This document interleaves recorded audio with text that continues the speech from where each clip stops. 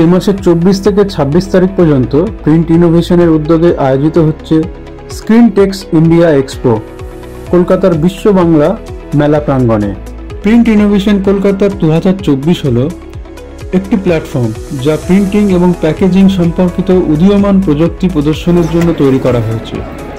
এটি একটি প্রযুক্তি প্ল্যাটফর্ম হিসেবে কাজ করবে যা প্রিপ্রেস, পোস্ট প্রেস, অফসেট উপাদান, আনুষঙ্গিক সহায়তা পরিষেবার মতো প্রিন্টিং এবং প্যাকেজিংয়ের সর্বশেষ উদ্ভাবন প্রদর্শন করবে।